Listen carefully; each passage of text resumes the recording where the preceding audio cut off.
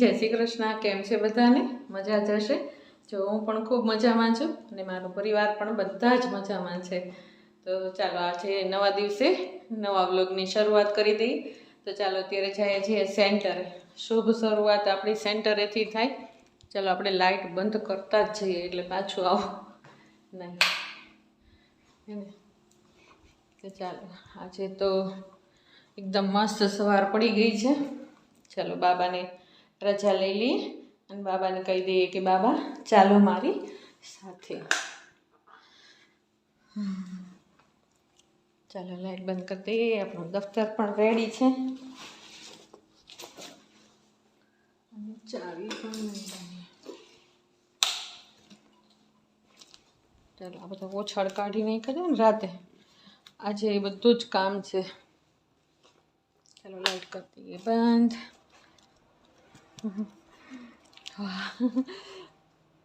કેટલી સરસ મજાની ગુલાબી ગુલાબી ઠંડી છે ભાઈ.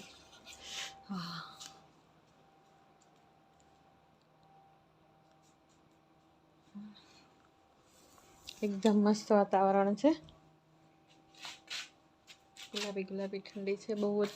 રસ્તામાં તો બહુ ઠંડી હશે. બધું બાંધીને જવું પડશે. તો ચાલો હું આવીને મળું તમને. ચલો ઓમ શાંતિ. જય શ્રી કૃષ્ણ. ચલો ઓમ શાંતિ. જય શ્રી કૃષ્ણ.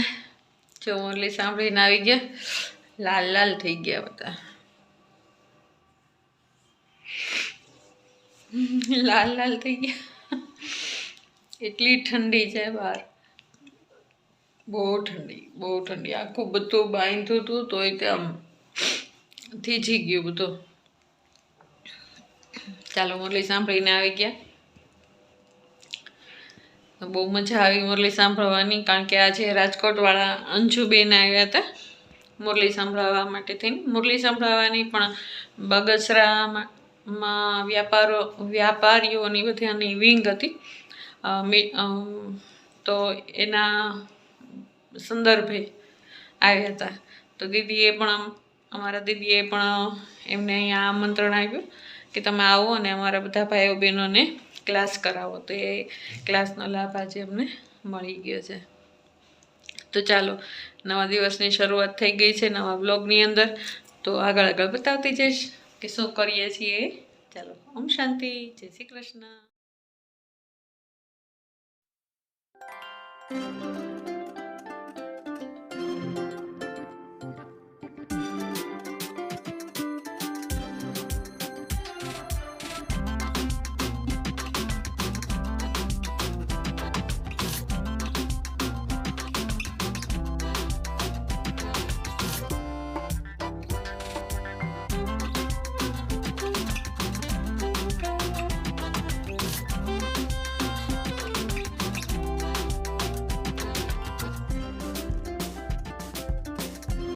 ચલો કામની શરૂઆતમાં તો સૌથી પહેલાં કાલના ઓછાળ કાઢી નાખ્યા હતા ને બધાએ ધોવા નાખી દીધા છે. અને બધા સરસ ધોયેલા ઓછાળ હતા ને એ બધા જ જો મેં પાથરી દીધા છે. હવે બધા જ ઓશિકા તકિયાના કવર ચડાવી દઉં હમણાં. અને ચાલો નાસ્તો પણ બનાવી લઈએ. ભાખરી બનીને રેડી છે. ધાનુ માટે પણ ઉપમા બનાવું છું અને ચા પણ બની ગઈ છે હમણાં. મેથીયા મરચાં પણ તૈયાર છે એકદમ. ચાલો હવે નાસ્તો કરવા બેસી જઈએ. દિશાબેને સરસ મજાના કચરા પોતા કરી નાખ્યા. બધી સરસ એકદમ ક્લીન કરી નાખી.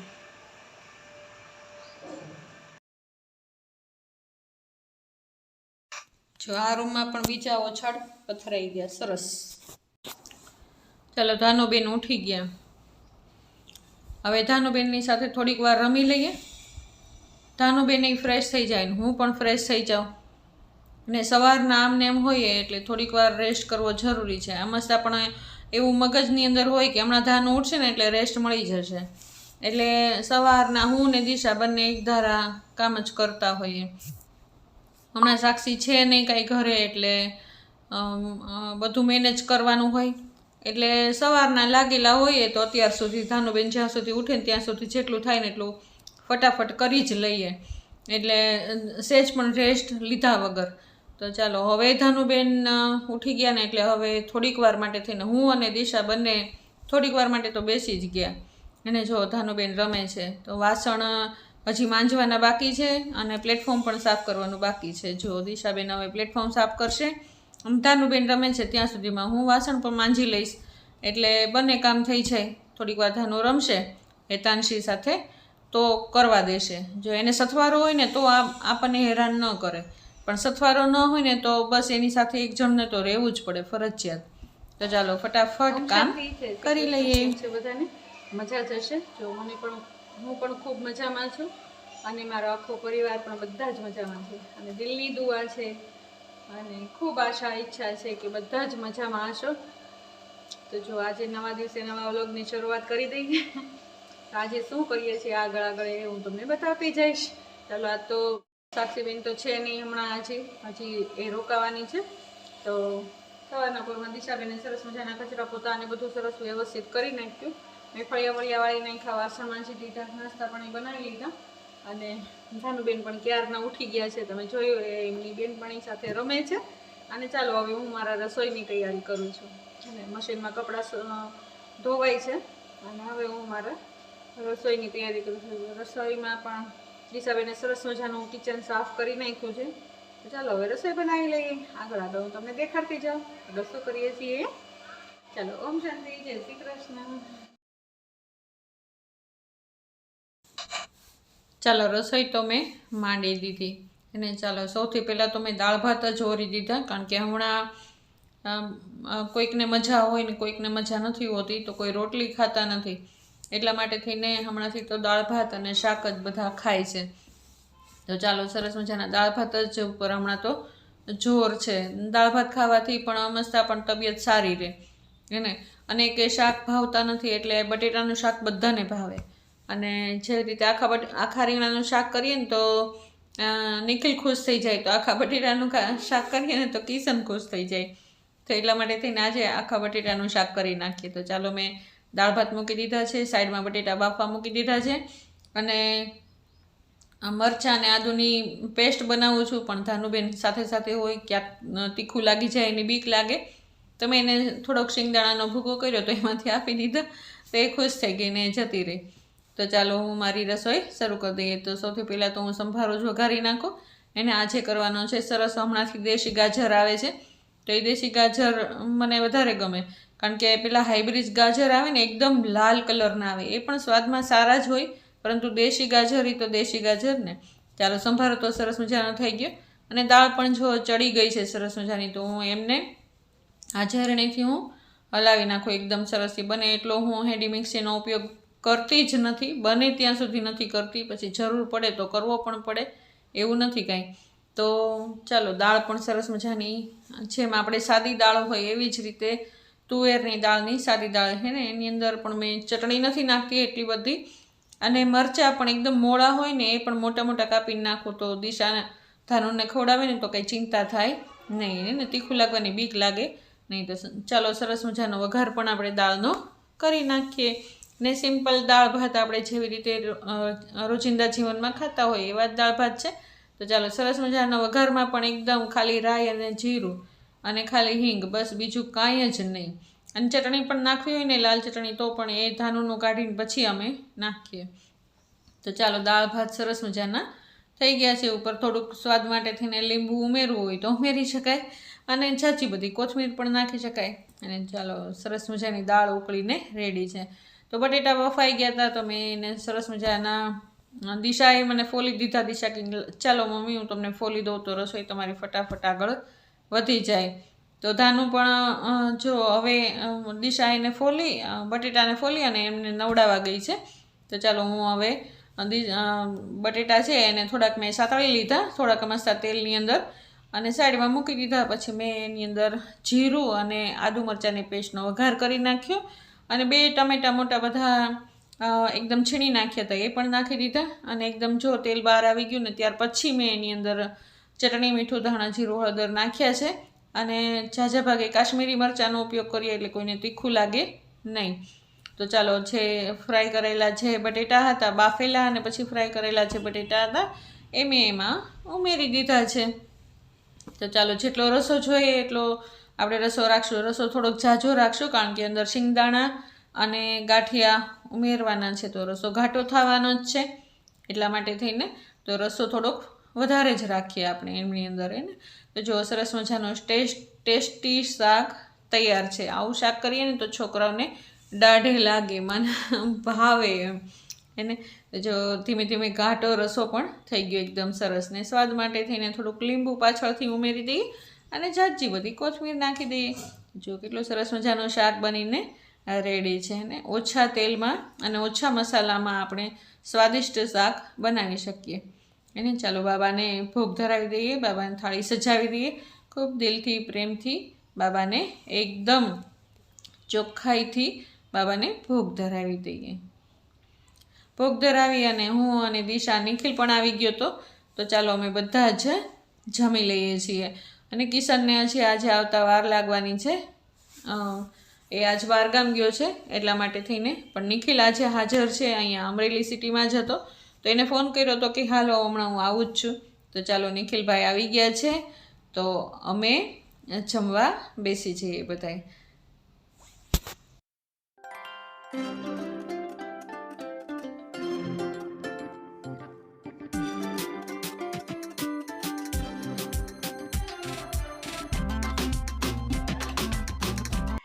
ચાલો, નિખિલ બપોર જમવા આવ્યો ને તો ધાનુબેનના ખેલ શરૂ થઈ ગયા.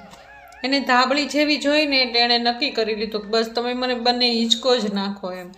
તો એ રીતે બંને હિંચકો નાખે છે, પણ જેવો હિંચકો મૂકે ને એટલે તરત જ રોવાનું શરૂ, એને ખેલ શરૂ. એટલે હું કહું નિખિલને કહું કે નિખિલ હવે નાખ ને, બિચારી જો આમ અને શ્વાસ લઈ જાય ને એટલી બધી રોવે એમ. એટલે નિખિલ એમ કે મમ્મી તું બહુ માથે ચડાવે છો આ છોકરીને એમ, તું બહુ એને આમ પ્રોત્સાહન આપે છો બધી વસ્તુનું. પણ મેં કીધું તો શું કરવું કે લે, મેં તો એને સાચવવી તો ખરા ને. એ રોવી આપણી નજરની સામે આપણને ગમે નહીં એમ.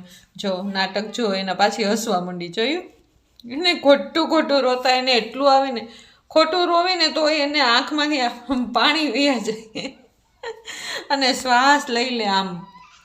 એટલે આપણને તો બીક લાગે ને. જો હવે પાછું એને એટલી વાર હિંચકાવીને જો મૂકવા જાય છે ને તો રોશે હવે એને. આવા નાટક છે બેનના. જોયું ને, શરૂ કરી દીધું ને રોવાનું. આવું છે બેનનું. ધાનુબેન સૂઈ ગયા બપોરે દિશા એને સુડાવી દીધી. ત્યાર પછી ચાલો હવે ઝાડને પાણી પાઈ દઈએ, કારણ કે પાણી જો રોજ ન પાઈએ ને, એકાદ દિવસ તે થોડીક વાર એ ફેર પડ્યો ને, હાલો આજ પાવાનું હોય તો આજે સવારના બદલે બપોર પાઈ દીધું ને તોય તે માટી એકદમ કોરી થઈ જાય. અને આ મરચીને તો શું થઈ ગયું છે ને કાંઈ ખબર જ નથી પડતી. કેટલા સરસ મજાના પાન ને બધું આવે છે, ફૂલ કેટલા બધા આવે છે, પણ મરચી એક નથી આવતી. ખબર નહીં કેમ, હવે શું થતું હોય.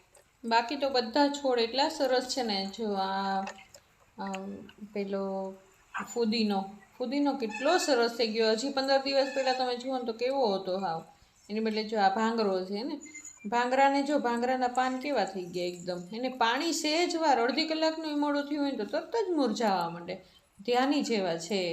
એને સહેજે એટેન્શન ન દઉં ને તો એનું બગડી જાય. હા એ વાત છે, લાગે છે તો હકીકતે. તમે જો ફૂલ છોડની સાથે વાતો ન કરો ને, રોજ વાતો કરતા હોય એની સાથે સરસ મજાના ટાઈમ તમે આપતા હોય અને તમે થોડાક દિવસ ન આપો ને તો એ મુરઝાવા લાગે. પાણી, ખાતર બધું હોવા છતાં તમે જો એની માવજત ન કરો ને, એમની સાથે બેસો નહીં, એની સાથે ટાઈમનો પસાર કરો. એની સાથે વાતો કરતાં હું છે ને, મને ટેવ છે કે હું એકલી હોઉં ને તો પણ આ ઝાડ છોડની સાથે મને વાતો કરવી બહુ ગમે. એને હું એની સાથે વાતો કરતી જ હોઉં. એને ક્યારેક કરમાઈ ગયા હોય તો હું એને એમ કહું કે ભાઈ તને શું વાંધો છે બેટા, કેમ તું કરમાઈ જા છો. એને હું એની સાથે એવી સરસ મજાની મીઠી વાતો કરતો હોય ને તો મને એવું લાગે કે જાણે એ મારી વાતો સાંભળે છે.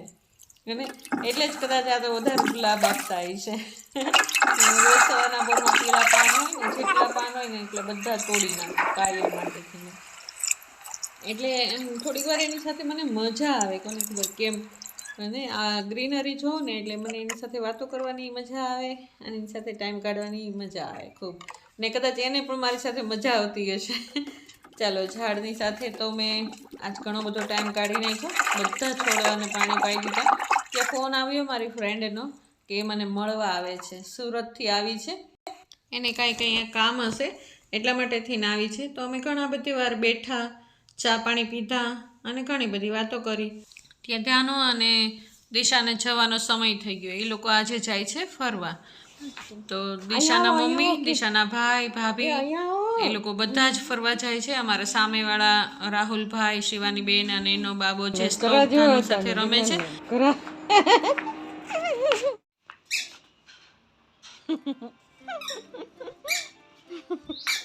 ન કરાળું છોકરું અગી. હાલો કાઢો લે. ક્યાં આવું નકરા કોણ કરે? કાઢો તો. આવકી કરતા લે. પણ એ પહેરીને થોડું જોવાય ને, ભપ થઈ જવાય.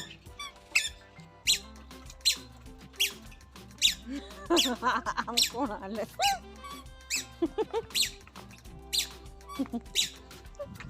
બધું દેખાય મીંદડીને, કટુ દીકાને બધું દેખાય.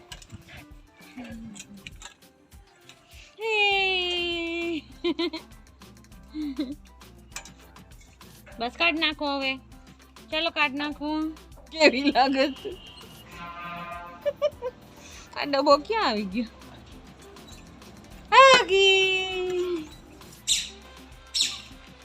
બાને કે હું ટાટા જાઉં છું, મેં પર્સ પહેર્યું છે. જા, બાન મળી ત્યાં જા.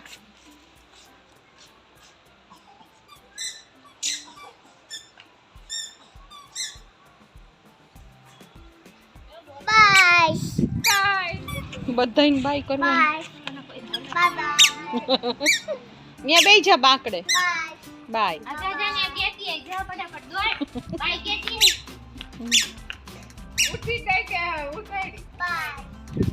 ઈ તો ઉઠે છે 6 વાગે, નહીં તો 6 વાગે હારું પણ વેલા હુઈ જાહે. હે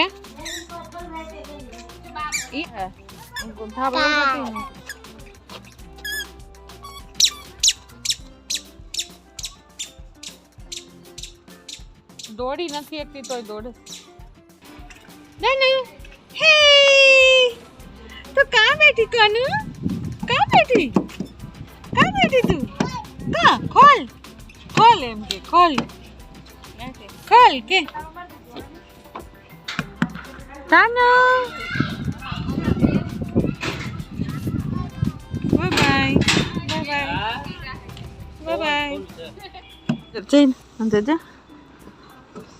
સામાન લાગે છે. ઠીક. તાનો ટાટા.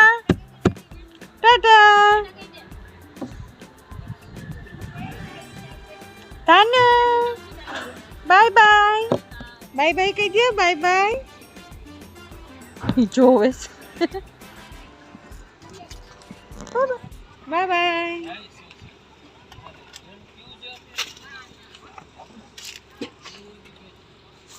શ્લોક કેમ ગયો? જય માતાજી.